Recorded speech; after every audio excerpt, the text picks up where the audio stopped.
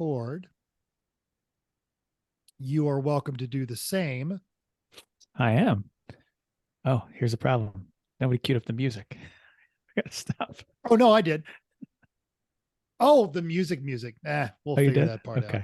No, I'm sorry. I was thinking, well, it's on the intro. No, I'll do it. Can't you just hit the link? Exactly. I already stopped it. Yeah, no, I'd say don't stop recording. Here we go. Share screen. Got the player on the computer. It's gonna share with sound. I have to share my screen. Why? Or are you doing it? No, I'm doing it. Yeah, he's doing it. I'm doing it. This is what a wonderful introduction. Oh my this has God. been. It's the best. It's not.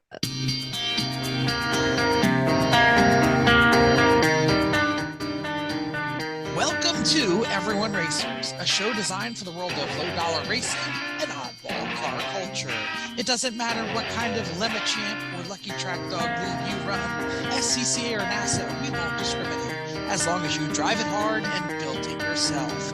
Join us each week for tech discussions, tips, tricks, news and notes in the world of amateur endurance racing, and whether it's on the spot, hella sweet, or we're lucky enough, and Chrissy gives us just the tip, we're sure you'll giggle a little and learn even less.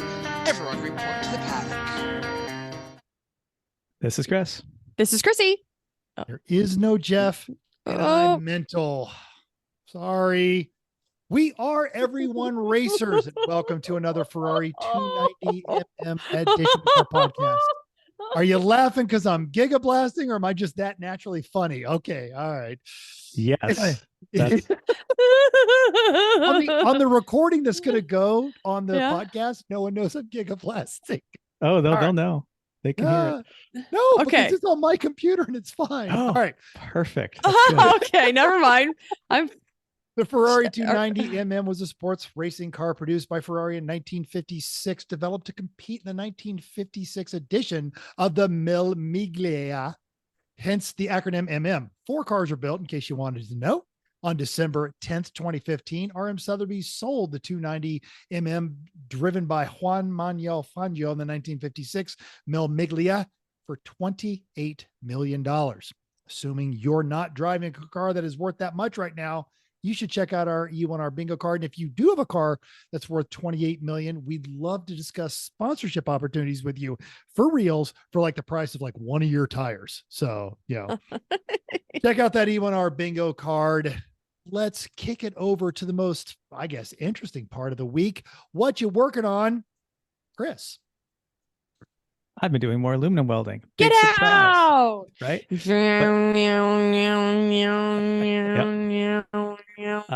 End result, though, is right now we've got a thing that actually looks like a cart, actually is sitting on 4 wheels, actually has a mounted electric motor, actually has a handle, actually has some wiring, and is pretty close to being done-ish. So the chain comes tomorrow because the one they first sent me was too short.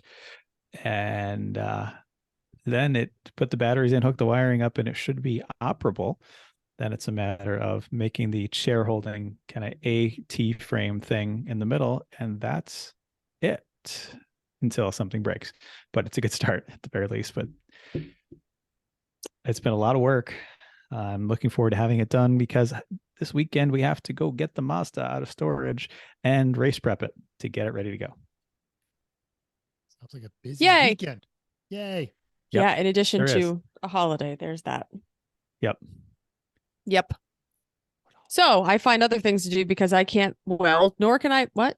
That holiday. Thank you. Yes. Yeah. Okay. Zombie day. Got it. Sorry. I'm not very smart. Got it. Yep. It's okay. I was like, why are we being a bunny rabbit? Oh. I find other things to do because not only can I not weld, I can't stand in the garage with him because I can't stand next to welding. So I rearranged. Chris helped me, but I rearranged a room. I've been dying to rearrange our den and make it look in like a nice sitting space and something other than a junk room, because that's what it's kind of turned into. And then I did some studying, and we all saw each other for a little thing on Sunday. Yeah, that's it. Mental. We're dying to know what kind of things that you have got going on. One of my good friends here in the local area, if you watch any of the Do or Die podcast or you've seen the Rami show, you know Chef, one of the local guys here, a big Porsche and air-cooled VW enthusiast, and he picked up a 930 turbo last week. In fact, the one on Bring a Trailer, rest of the world car, had to leave California. In fact, he asked, hey, I've got the money. I can just go pick it up. And they're like, no. We have to show a bill of lading verifying that this car was shipped out of California. It's not allowed because it's one of the rest of world emissions cars. things. Yes, Yeah. exactly. And you could fight it, but why? Because this is, we're in Nevada. So he had that. And we did filming with the Rami show. So we had two 930s, a 79 and an 85 out in the desert. It smelled like hot oil, and 99 Loof balloons kept playing over and over in my head along with New Order. It was just friggin' fantastic. What a good time. So you drove around in 930s and no one died. That's amazing. Yeah, no doctors were there. So that's the key. Got it. Actually, Chef's a phenomenal driver. He's one of the standouts in the local PCA, and then of course Rami's just a lunatic, and he's been driving that 930 since he was 14. I got a visit from Hyatt and Ted from Idle Clatter. They were doing their annual pilgrimage across the United States.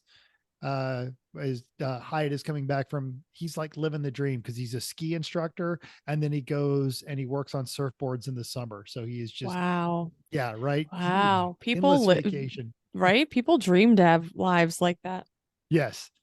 So they came through on their way in from Reno, and we hung out for a bit, and then I sent them down to Phoenix where they met up with the Yo Man. So yeah, they're just that's fun. We're doing that. And just on occasion, making some bad decisions. Made an announcement on Instagram, which is why neither of you two know what it is. I have no idea. Nope. No, So, I heard something about a tow truck to your wife, so that's about all I know. Yes, was going to be delivered 30 minutes ago, but I'm getting updates. The tow truck driver, basically the thing is being brought to me through somebody's very nice AAA membership, and they the thing. Right, should I go on thing. Instagram before you're going to tell me what this thing is? I'll show it right here. So making in the realm of making bad auto decisions, behold. Oh, no. Hey, another 914. This is 3 now. Well, one of them's gone. So it's the two, and this one actually like runs and drives and has plates. So okay. Okay. Well, that's better than we can say about any of the rest of them. So exactly. Yeah. So yes, it is a 71, and it's kind of in the family. It came from our mutual friend John Polnick of Bid Nerds and Durr Fascination, and he sold it to a mutual friend of ours, Mikey Potamkin, who also does some of the production work on those podcasts. And Mikey found a great deal on an SC Targa that he wants from God and Porsche here in town, and he needed to make room, and made me a deal I could not say no to, and more importantly, that I could talk Vicky into. So unfortunately, it looks like this one's going to be delivered tonight. I know my screen is loading. It's telling me it's loading there. All right. So there's the inside cover. So it's actually not a complete pile. The body needs a paint job, but it's solid. And Mikey did all that, the work there on the seats. So yeah, that is a very cool retro interior. I like that. What's your plan? Drive it. Land? What's You're your silly. plan? Land. Own it and drive it. I think own it and drive it. Yeah. Okay. Mental herd. Cheap Porsche. Done. I mean, I Cheap know. running Porsche. I mean, come on. Running. Okay. Yeah, it's true. With plates. Driving legal Porsche. So yeah. That's important. Wow. Yeah, which is a step up for me, kind of across the board. Goes through all the gears. I can actually take this thing places. Wow. Okay. That's amazing. But you now have two convertible, very small sticks that your wife can't drive. Doesn't want to, even if she could. Yeah. Okay. Just making sure I'm clear that we have some redundancy here, but it's fine, I suppose. One's new and reliable, one's classic. So the new and reliable one enables the classic. I see no failure in this plan. Sure. Desert. What do I need with a roomy, solid roofed, waterproof vehicle? Well, you have one. You have one of those. It just doesn't run. You didn't add Which- running yes. to that. No, now it did come with a cost, and I do apologize to my gracious host, but if you were in the market for a high mileage, well-maintained up until 3 You're years ago, selling it. I am. I'm gonna hopefully get it bolted back together because I got the injectors back, get it on there, and ideally it runs. If it doesn't run, the price goes way down. But if someone is looking to dip their toe into the world of high-speed German sedans, that was the deal. Of you can get this, but what is leaving? So, You traded the Not traded. awesome. Well, you traded in life, not for money. Like you moved one out of the garage for another one, and these aren't even comparable. no, they're not. They are vastly different vehicles. And I shamelessly am just leaning on the fact that I am at a point in my life where I can make these kind of decisions. And to quote the people I got the AMG from, I do not regret getting it. It was a fantastic vehicle. It owes me nothing. I Blah, had blah, wonderful blah. trips across the country in it, but the time has come for it to find a new home. I Okay. see Great car. I see the finger against the temple. It's the I can find no fault with your logic, but you're still wrong look that I'm so used to. Yeah, me You're too. so used to. Yes. Oh, Well, I hope your 914 is everything you dream of it to be. So, I can't wait to hear how great it is. yep. Oh no, it's Cool. going to be slow and loud and hot and no heater or air conditioning to speak of, and it's got a black interior. It's gonna be perfect for Las Vegas. Well, you own another black convertible, so it's not like you've Yep. planned this well. That one has great All right, AC let's see. though, man. That thing will freeze you to death. It's fantastic. Let's see how long it goes before this cheap Porsche tries to kill you. We should make bets. How long? We won't remember when we make the bet, but at Put it least I down can in the then. doodly do. How and then many I can- days until Mental's cheap Porsche tries to murder him? Let's make it weeks. Just count out the weeks. Oh, weeks. Wow, you're going You low. figure, well, no. Just give people like chunks, 5 weeks, 6 weeks, 8 weeks till Mental's Price is Right rules. Price is Right rules. I'm gonna go with $1 then. 1 week. You think this thing's gonna kill me in a week? All right. I mean, All I right. don't want to, but I'm gonna go on the under, so I win.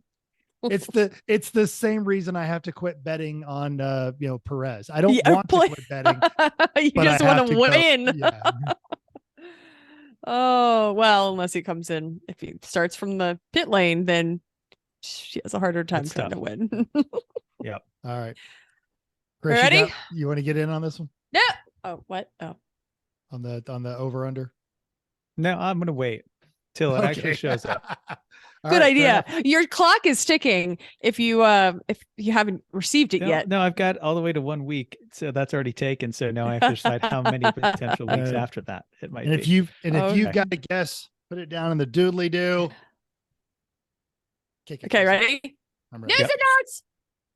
All right, you're not imagining it. It started before the pandemic, and even as suddenly as the supply chain catches up, cars are more expensive than ever before. Sebastian Blanco at Car and Driver breaks it down. Average APR is 7%. Average payment is $730. Wow. Over $1,000 a month isn't uncommon. In fact, Edmunds Automotive claims that for about 15% of new buyers, that's what they're paying. 2 states that sell a whole lot of trucks, Texas and Wyoming, have 21 and 25% of the market in the 4 figures a month club, because you can't even touch a F-250 for less than 50 grand anymore, especially when you have to have a diesel. Hell, you can barely touch an F-150 for 40 yeah. grand. Yeah. Well, hey, the average average price of a new car is also up and could hit 50,000 this year. But how many 914s could you buy? It depends on how good the 914 is. It might be one, it might be many. Okay, because going by my first one, you could buy 100. Yep. When Carlos Ghosn escaped from Japan, it was the stuff of movies. Now it will actually be a movie. Okay. It will be a TV series. Now, Chris Teague over at The Truth About Cars has details on what is currently titled The Fall of the God of Cars. It's a six-part TV series. Tony Shalub, star of Monk, Wings, The Marvelous Miss Maisel, will play Carlos Ghosn. That is a brilliant casting choice, by the way, who led Nissan, Renault, and Mitsubishi through some very challenging times. His career ended when he was arrested in Japan for allegedly underreporting his income and misusing millions in company funds. He then made his way from being out on bail in Japan to living a limited but unjailed life in Beirut, Lebanon, with a daring escape. He had the help of a few Americans, including a former Army Special Forces soldier. Ghosn fled prosecution in Japan, hidden in a large equipment box, which everyone says is a cello case. I don't know if he's confirmed or denied that, but I'm going to watch this. I'm going to watch the series. Yeah, that is, I mean, when everyone heard what happened, it's like, what, you've got to be kidding me. Really? Really? Yep. No, let's not check that. You can't make this stuff up. Yeah. Yeah, somebody should make it some kind of video or special. And even if nobody watches it, then it's fine. It's funny. Okay, just today, which is Wednesday, the racing world lost another legend. Kyle Hyatt at Jalopnik brings us the news about Craig Breedlove. The legendary land speed racer was the first to break the 600 mile per hour mark in 1965. In 1959, Breedlove purchased a used jet engine for $500 and built the Spirit of America to chase land speed records. In 1963, he went 407 miles an hour and became the first American to hold a land speed record in more than 30 years. The next year, he would set a new record of 526 miles an hour and nearly die when his brakes and parachute failed. He struck a series of telephone poles at 400 miles an hour, ending up nose down in a 20-foot pond. Breedlove kept chasing records until the late 90s. Read more just for fun in our notes. I looked up how much with inflation a $500 used jet engine was. Like in 1959, this is $500. Yeah, this is the equivalent now of buying it for almost $5,200. So you can imagine buying a $5,200 jet engine, which that's got to be like, that is the lemons. That is the lemons of jet engines, of turbine engines, right? That's the Gambler 500 of jet engines. I feel like the core price on any kind of used jet engine has to be far, far greater than that. So I'm just curious how janky this was in its time frame. It was pretty janky. And yet, hey, but you had a jet engine, and you could say that you did. You can't say that we had a jet engine. He put it to good use. Good for him. Can't say you've had a jet engine yet, Chrissy. Do not underestimate how much aluminum welding Chris can do now. Yes, please make me a jet engine. Now, Mental, there's a place where, I don't know, could you find a jet engine on racingjunk.com? I feel like I have to go look right now. Yeah, you should. While Mental tells us about this I cool know. thing. I didn't think about that, but I would be stunned if you can't find a jet engine on racingjunk.com, because there's always a cool car on racingjunk.com. But this episode is about safety, and that includes fire suppression systems, which is required by every organization all of us ever race with. Right now, if you are near Bethlehem, Pennsylvania, you can get this Stroud 10-pound pull system fire bottle for just $500. It's complete with a 5-foot pull cable. It's got the bottom mounting bracket. It's got some of the connectors. It's got 3 nozzles, so you can put one on you, one on your engine, and one over your fuel system. It was bought new in March of 2021. It's unused, was mounted, but never raced or discharged. And it's even got the updated recall replacement bottle head. Link to that will be in our show notes. What will also be in our show notes, as I try to learn how to do all of this while I'm talking. Multitasking. I know, multitasking. Racing Junk right now, they always have a contest going on. Now, of course, if you use Pod 23 when buying their membership, you can get that's for less than or 50% off, just like $25. They also have another fantastic giveaway, which is a boltsandnuts.com giveaway. And what that could, this is right here, that you can win an entire bin of bolts and nuts, all grade 8 style hardware and zinc finishers. It's got SAE, alloy split, all of this, and it comes with a 40-hole steel bent. Yeah, you got about 90 days to get on this contest. Link to that is also going to be in our show notes, but check that out because that's something everyone can use. You can always use a bunch of connectors, high-end stuff. That's a bolt box starter kit right there. Boom. And it's not just all the stuff you kept from your sketchy cars that you disassembled in your garage. This is like new quality hardware. We have one of those. There you go. Great.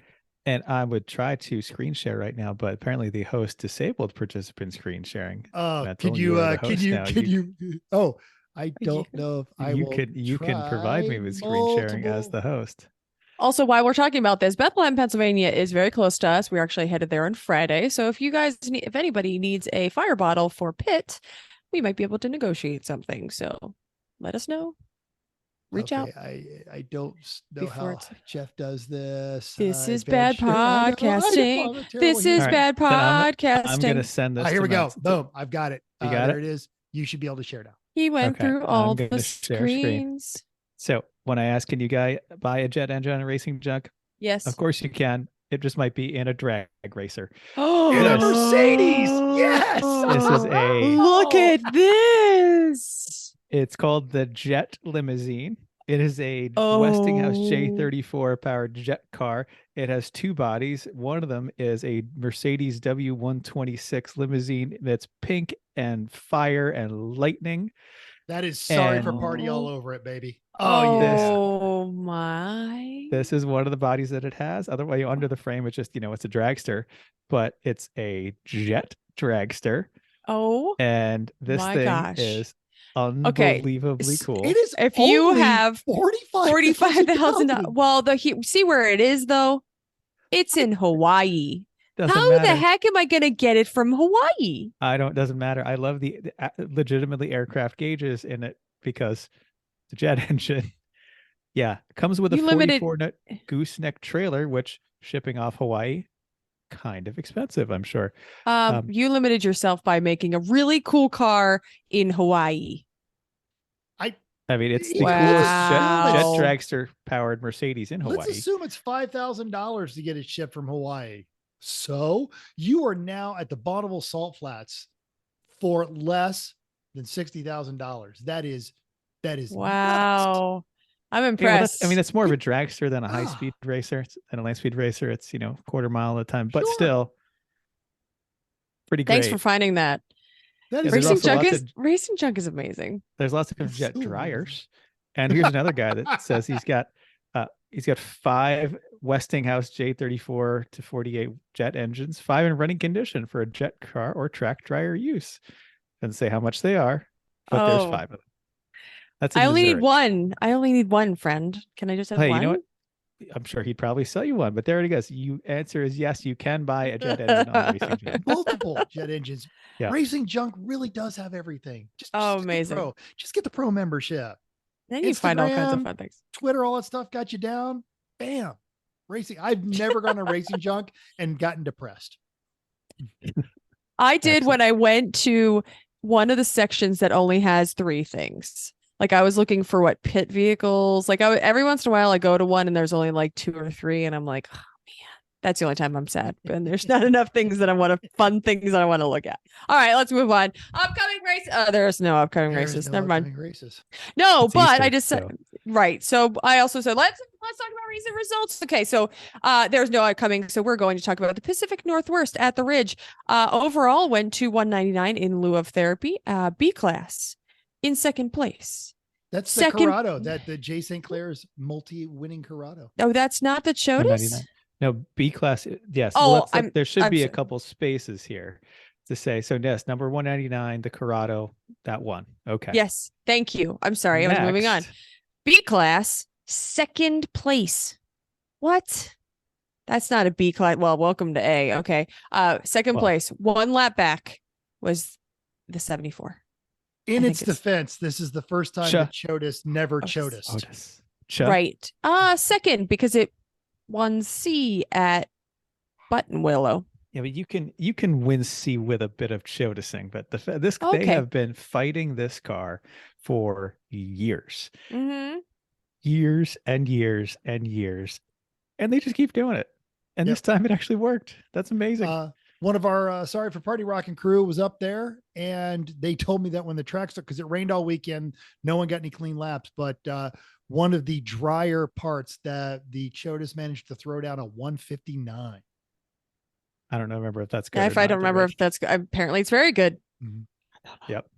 And Class C went to the 505 French Foreign Legion action and they came in 14th. So That's a fun. Peugeot 505. That I has could to be not. like one of the last 10 running 505s. It's in the US. Northwest. It wouldn't Yeah. be surprised Yeah. me if there's some extra ones out there. I Fair couldn't find anything enough. else. Facebook did not seem to post the winners on here. So that's all I found from what I know. So, and that picture is from Zimbabwe. Anyway, that's what I know for recent results. Okay. Listener feedback. All right. In response to our last episode with guest Sajeev, Chris G replied, "Hey, as a modern architecture nerd, I loved the modernist, brutalist rabbit hole in this week's episode. Sajeev is a fantastic guest, super interesting dude." Yep. Yes. And on YouTube, Randy B agreed because he was speaking also to that he's interesting and speaking about Sajeev's Buick. Quote, those turbo Buicks were draw through instead of blow through, if I remember correctly. I had a 79 Riviera with that setup and wished I'd kept it for racing. A 3.8 turbo front wheel drive sounds like a recipe for disaster. Yes, it does. Yep. And Chris KK had to pipe in and say, "Hey, I'm Chris as well." Sure, there's more of them Hey, out there, we're all Chris's here tonight. right? And ever ready with the forecast, meteorologist AccuWeather Speedo man Tim B pointed out that pit race is only 40% cold. Oh, I'm so glad he said that. That's awesome sauce. Yep. Yep. You know who's also 40% cold quite often? Maybe so. I was going to Chrissy's say mom. 100% party, but I just didn't, it didn't feel right. That's fine too. She's 100% party. Hi, That would Mom. be Chrissy's mom. Hello, Chrissy. You will be, if you come to pit, you might be able to snag a Chrissy's mom cookie. But you Yep. you better step correct. There's a please and a thank you involved in that. And you might have to take a picture of you being very excited eating it because I send her pictures all weekend. Yes. Okay. Main time. Okay. It's one of my favorite subjects. It's safety. Yay. We're talking about safety. We're talking about gear and we're talking about some other things that have to do with safety, but we decided that sometimes we let these things slip. And then also we started asking each other some questions about what are the actual rules? So we wanted to refresh ourselves, refresh you if you aren't even familiar. Some of this stuff is no brainer. Some of the stuff maybe you're not thinking about. And then we need to think about what you need to think about before you get to the racetrack because you might be getting on track soon. Say There's like in 2 weeks at Pittsburgh, if you're a It Northeast might be. racer, this is your first race of the season. There might be. So let's talk about gear. This is a good place to start. So we reached out to Ken, and Ken Kodik. Yep. And he is probably seen your racing gear and inspected it. He is at most races. He is a lovely gentleman, very, very nice. Until you come and either give him sass, don't do the rules right, or you're not doing it right. Usually that's the answer of why he's not very nice to you. So we asked him, because he knows all about gear, what are some of the things that you've seen trending in safety gear inspections?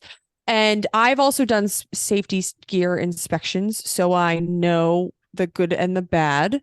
I also am much more sensitive to handling when somebody gives me a bag of gear and says, "Here, look in it." I'm like not really excited about touching your underwear or touching things that you haven't washed in a It's while. just bad etiquette, especially when it's probably sweaty and gross. Like, nobody wants to deal with that. Deal with your own stuff. No. What? Yes.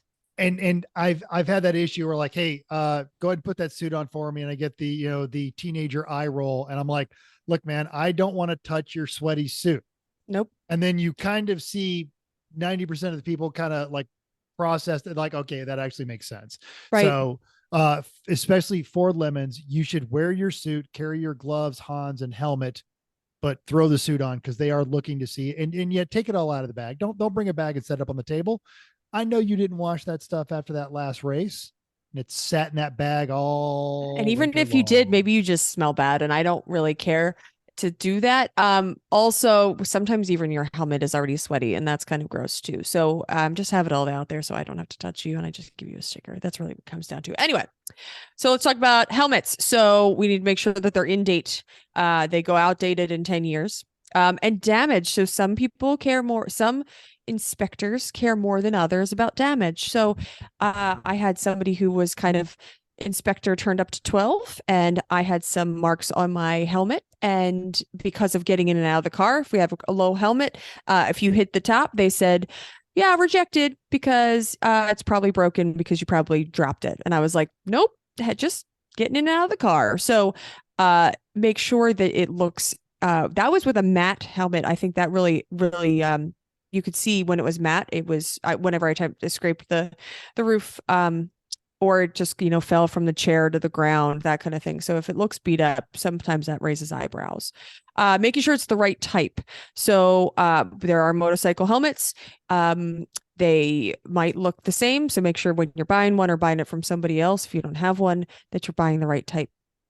That should have it should have the correct labeling on it. Yes. And I have had people show up and they said, I went to a store, they handed me the helmet and said, this will be fine. And the M rating on there is not fine. They're actually tested different. So don't trust the salespeople. If you go to any of your racing organization's website, they'll show you exactly what the Snell racing sticker looks like.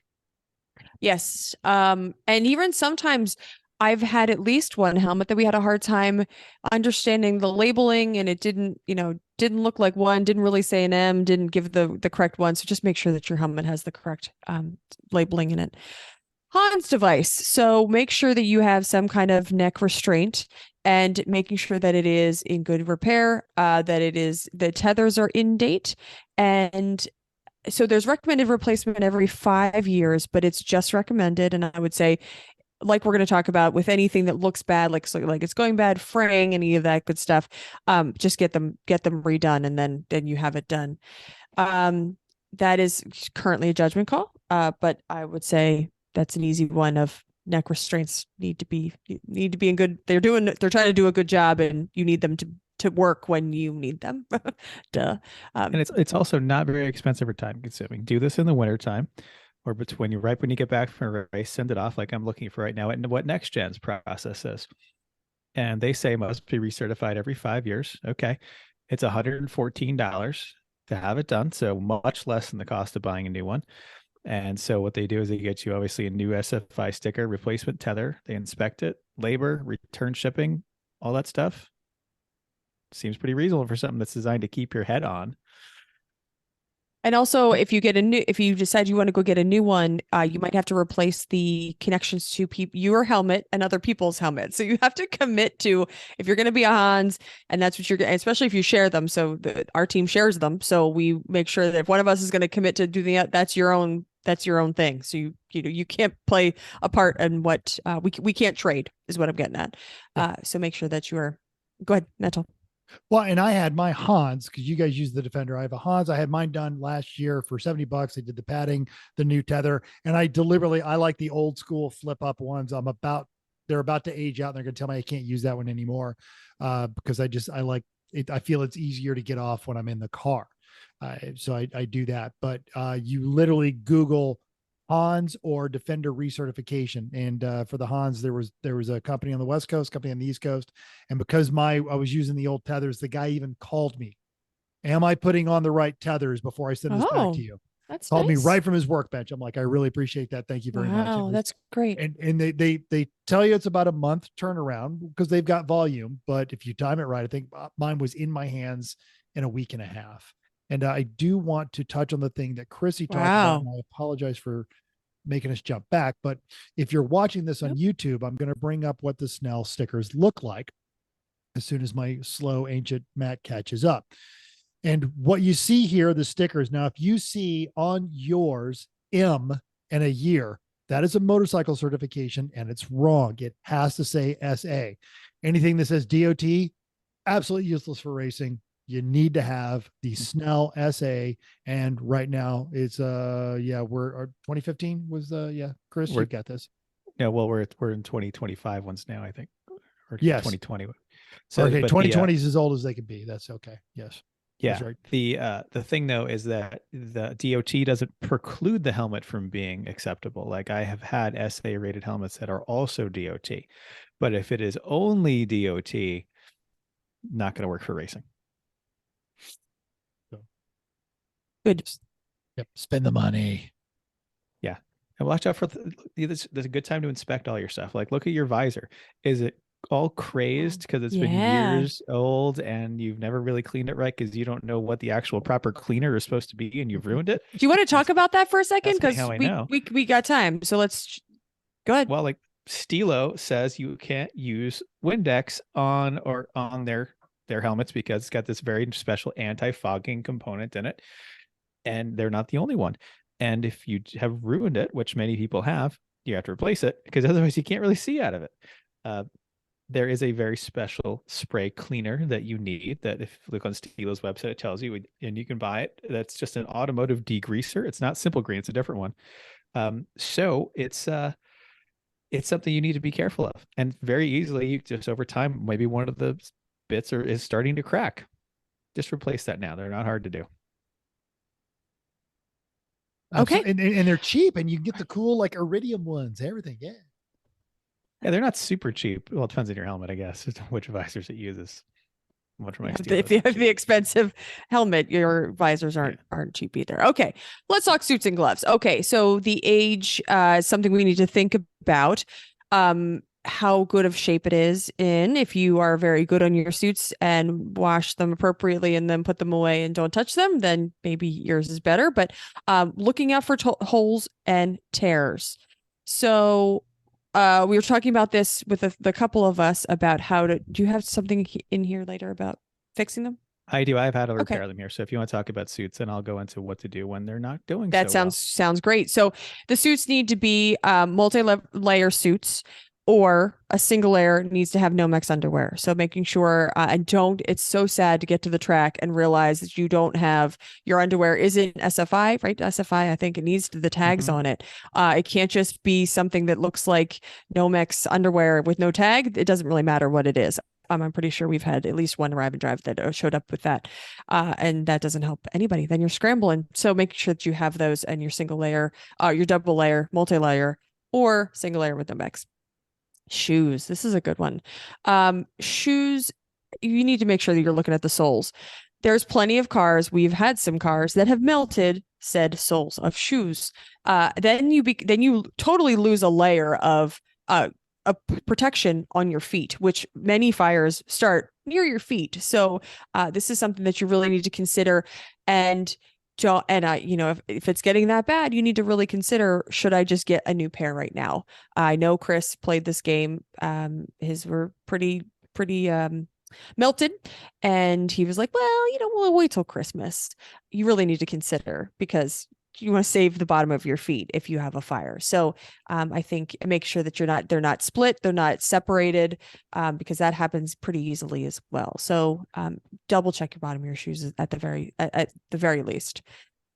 Suits are technically good but to bounce back to them, technically good for 10 years, but maybe everything else is too, but it all depends on wear. I mean, if you only wear it once a year, then it's not so bad, but if you're wearing it often, you're traveling with it, it's pretty easy to wear out.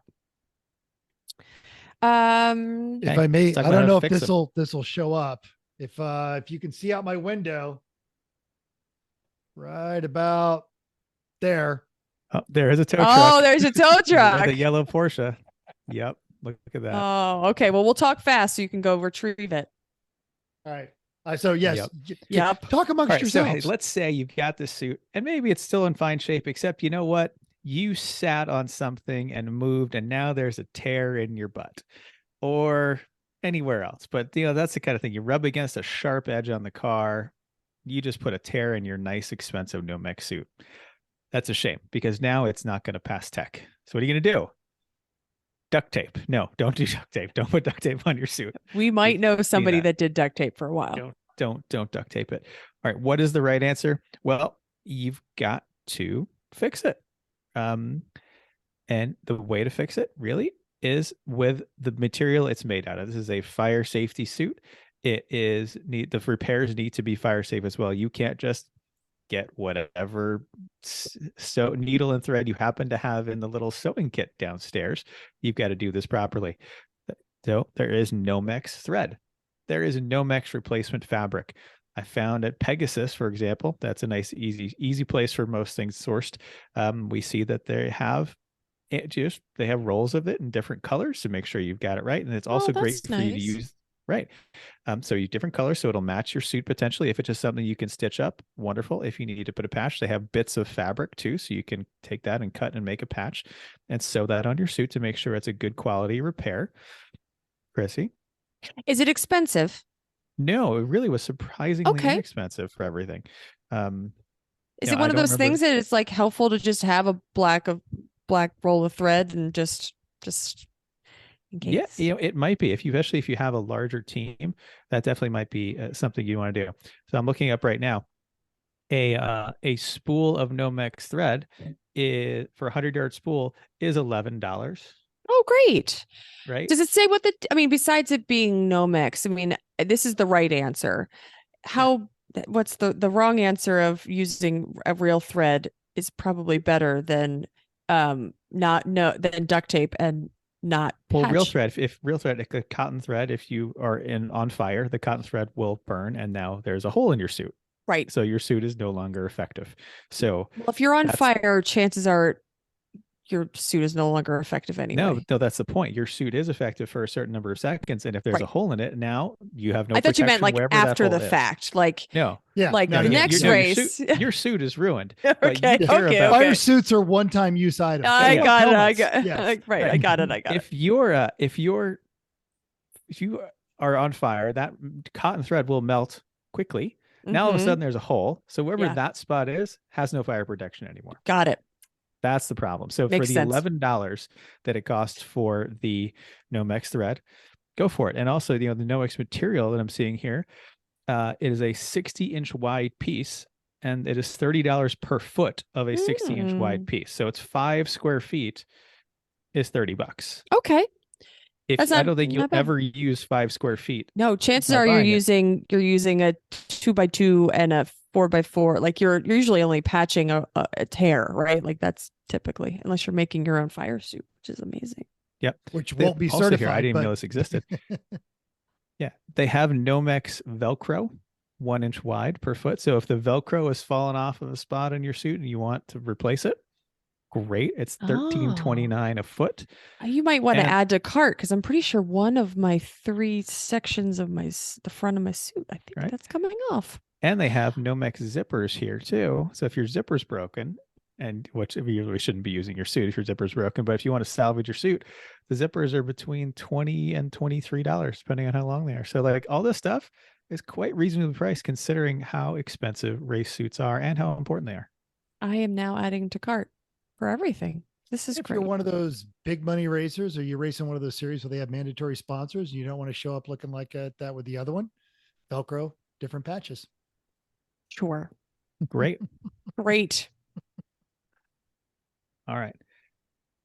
Chrissy, do you want to keep going on? Yeah, I'm just I was trying to follow what's happening here. Certified equipment, FIA, SFI, no certs, no go, right? So if it doesn't have a tag, you're not showing one of these things on whatever you're looking at. Well, we're going to talk about car stuff later, but all of your clothes, everything has to say what it is. And if it doesn't, then it's no good. And those things will come off your shoes. Oh, absolutely. Yeah. I've seen them like hanging on by like one thread. Get that stitch back on there. The one on my Sparko shoes they are almost gone at this point. So that's why I'm thinking, like, I think you actually need to add some of that to cart, because I think we have some not anything drastic, but I think there's a couple things that we probably could be patching. And then, so you should try, well, that's what we've always worn. And then Ken and probably any other gear inspector will say, well, they don't care about you. We do. So double check your stuff. And Ken is not lying there. They do care. It's true. I've never been to a series where the argument of, well, they let me wear it in this series works. And every time I've heard that, it's also like, with the exception of like a handful of dirt trackers, totally not been true. Like, oh yeah, they let me wear that in Lucky Dog. No. We know Kathy. There is no way she let you wear that. Don't even. Pretty much. Yep. Especially there's some piece of getting frantic when you're there and you're ready to race, and then somebody says, "No, you can't because you're not doing it right." Yep, that's no good. All right, Okay, next thing on move our on. list that we're talking about is fire bottle recertifications. I know I have had this question myself. I know I've heard lots of people saying, all right, well, we got our fire system. It's charged. We never used it.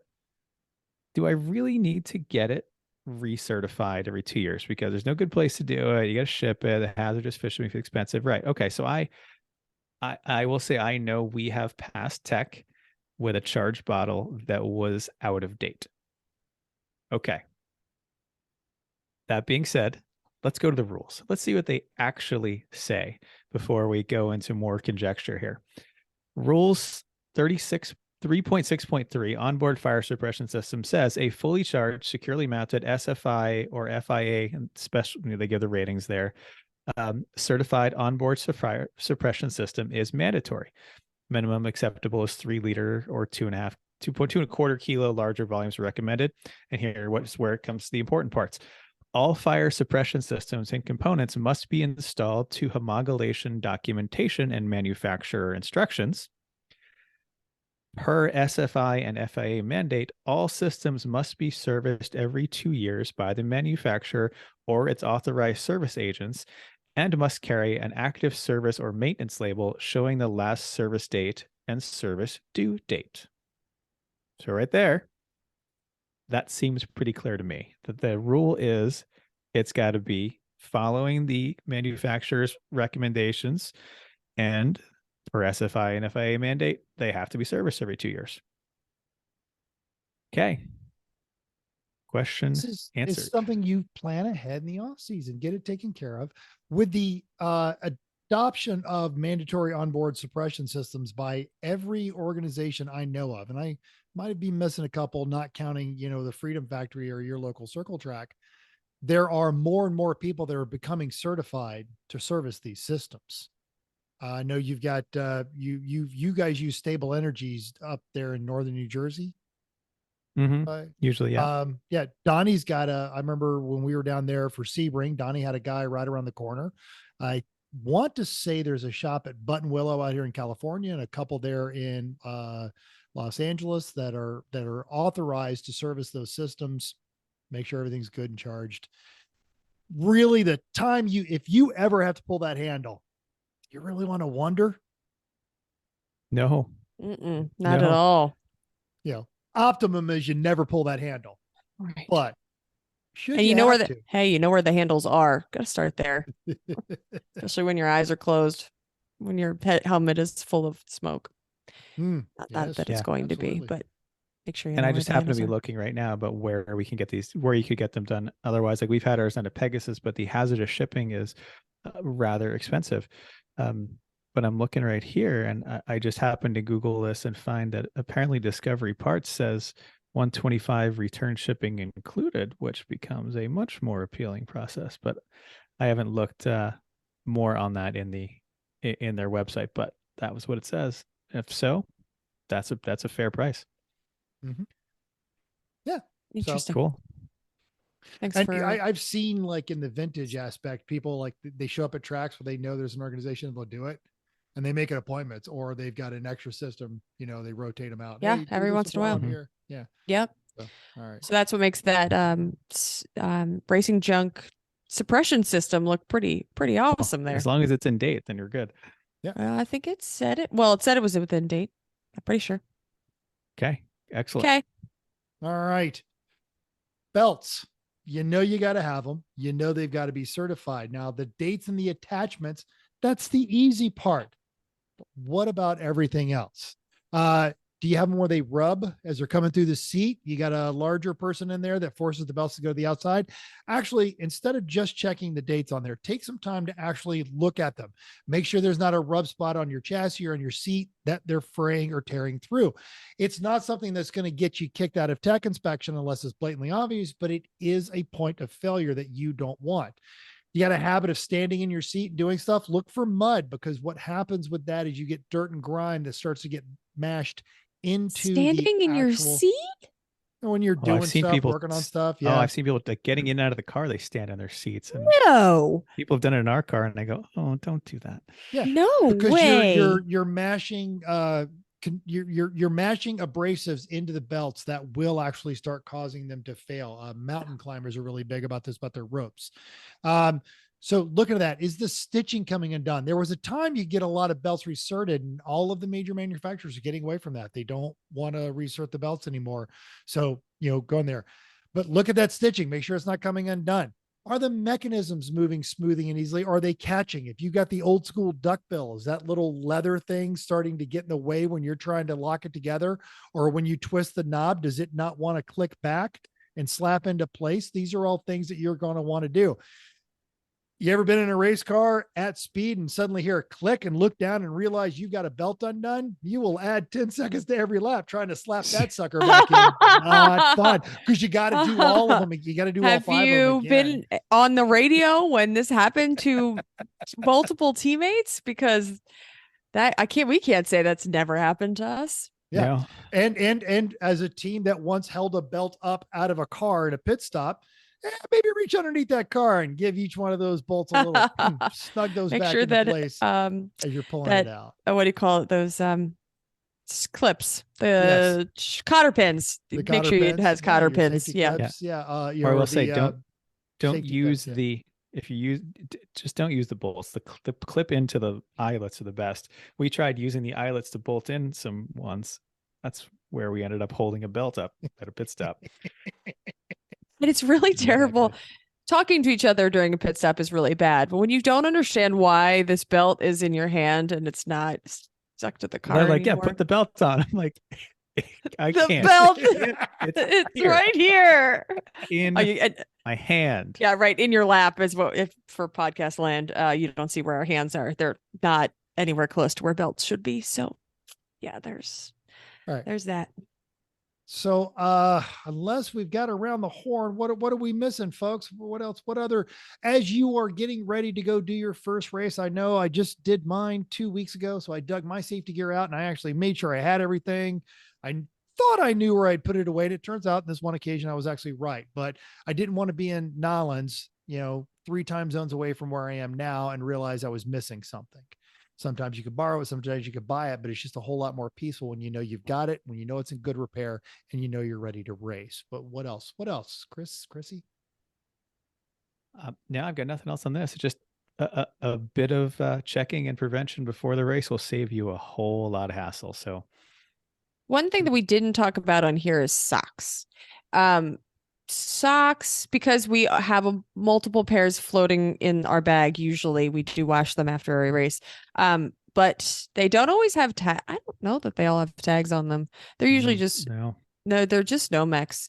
Some are stamped and some do have tags. Yeah, this one I don't know that. I think we lost our tags. 1 or 2 that have tags. I think our tags are long gone. But which is fine, but just making sure that you have them. I occasionally have been saying, oh, I'm just going to get in the car for not very long. I can just wear these sports socks. So again, that's not the best. You can get them teched and then you cannot wear them. So just wear them. That's what the answer is. It's easy. They're a thing that you can not see and not know what you're wearing onto the track. But a lot of this is just your due diligence because it's safety, because you should care about it, because you never know when you need to rely on it. You should follow the rules with safety stuff. Like that's the easy answer, I think. Just that does what you're supposed to do. Yeah, that does bring to mind a point, and I've brought this up on the show before, but I'm going to bring it up again because it's important. If you're not wearing a cool shirt or you're just wearing something like that underneath, you need to ensure that both your undergarments and your shirt are 100% cotton. You should not be wearing any synthetic fibers. And the reason for that is simple. The fire suit can absolutely do its job and prevent anything that is hot enough from damaging your skin. But the temperature of your skin being damaged and the melting point of a lot of those wicking fabrics is a lot different. So while the fire suit is doing that job, you now have a synthetic material being melted to your body. Chrissy. Addition to that, cotton with no logos.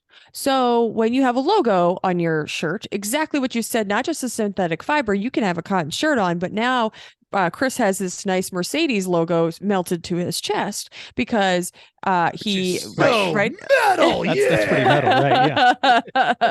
So that is the real possibility that if your car gets too hot, that you are going to be burned by the plastic that is on your shirt. So I actually keep a whole bunch of cotton, 100% cotton old shirts that are only race shirts. That's what you wear when I'm not wearing a cool shirt, because that's what you should, because if you wear anything else, it's could be melted to you. And while we're talking about things melting to you, same thing with that underwear. Yeah, I know it's a little, we like to wear those nice cooling shorts and the underwear that lets the boys breathe, as it were. But I don't want any of that melting anywhere near those bits, because that's never going to be good. That's not metal at all, having a Mercedes emblem on your butt cheek. So make sure that you've actually just got a set of a good old fashioned cotton, briefs or jockeys or whatever it is you like to wear, to make sure you're doing that. Yep. And if we missed anything, drop us a line on one of our socials, tap it down in the doodly doo. What's one of your safety things you like to do as you bring the car and or your gear out of the garage before your first race? And I believe Hold on 1 second. Sorry. No, I was just thinking about our bag. I was just thinking through my head what is in our bag. Chris, talk about molecule. Oh yeah. Your race gear is probably so stanky and gross, even if it's not right now, because it's springtime and hopefully you didn't just let it funk all winter. It will be at the end of a day. I one time bought this stuff. It's called Molecule Spray for race suits, and the stuff is pretty damn fantastic. You spray it in your race suit when you're done with for the day. It doesn't smell awful the next day. It's a new world, especially in those summer races where you get out of that suit and it's disgusting. So yeah, would recommend. Have you used it? I think they come with other stuff. We have the spray, but I'm pretty sure there's other things like, I think they have detergent and stuff like that. I'm pretty too, sure right? you can. Yeah. So, and we didn't really talk about washing, but washing it too much can take away the Nomex, right? Like if you wash it in. Nomex is okay. Usually it's the older ones, the cotton ones with the coating on them. Those are the ones that over time, the coating can actually get washed off a bit. Yeah. To not current stuff. That's another reason Nomex is better. It's just the material itself is more fire resistant. Got it. Yeah, I remember we used to not necessarily wash it every time. So because of something. And and it should be either air dried, line dried, or drying with nothing else, because some of the materials can get into the cotton. That's an old flight suit thing that I think I was the only guy that followed. Okay. Yep. Sorry, we keep coming up with random things. I was just good. And if you come up with another random thing, oh, by the way, guys, you missed this, throw it down in the doodly doo, get a hold of us on one of our socials. This is not necessarily a just the tip, but it's a, hey, nice tip. Thanks. Okay. I'm passing it to you. Yeah. This is something that we learned this week, and that I needed to get a welding bottle refilled. Now, as one does when you're doing a lot of welding, you got to go get it refilled. And, those places, Air Gas and Praxair and all those places, they're only open like 7 to 4 on weekdays. And that's a pain. So if you found that you may have bought too small a bottle the first time, you're having to get it refilled a lot. Like I had a 40 cubic foot bottle. It goes pretty quickly. Like one cage is 140 cubic foot bottle. And that's a pain. So I didn't know this, but Chrissy was at Air Gas and was trying to get a replacement bottle for me. And they didn't have a 40. And I said, well, you can just trade that one in and upgrade to a 60. And we said, how much is that? And they said, like $20. And it was like $20 to get the bigger bottle by trading the old one in, getting the other one. And now I have a bigger bottle. I was like, oh man, this is going to be really expensive, because those gas bottles are way more expensive than you think they should be when you buy them. But to upgrade it was super cheap. And now I've got a bigger bottle. It's going to take longer before I need to get it refilled. That's just easier. I'm ready to go back because I was just there and it was right. so easy. And I didn't have There's to a wait nice in tip. line. And I said, I need a 40. He's like, I've got a 60. And I said, okay. Yep. Yep. Time you okay, walked great. into a store and asked for a 40. I did. And he said, nope. Do you want more? And I was like, not sure. Got to ask my husband. That's how this line went down because wasn't sure. All right. So, hey. The only time asking for a 40 is actually an okay idea. Yeah. And, I mean, some pizza places are okay with it. yeah. So, hey, nice tip. Thanks. All right. Appreciate it. Do we have any idea what we're going to talk about next week? You bet we do. We might. This is our patented, powerful pre-pit, pre-race preview presentation and potluck pimp. That is awesome. Yes, potluck pimp. We'll talk about it now. Saturday is potluck at Pit Race. There's a sign up sheet available, but if you're going to bring something, just go find the Facebook post and just let me know that you're going to bring something, just so I know what you're planning on. Outstanding. All right. Let's see if I can do this. Oh, you're trying? All right.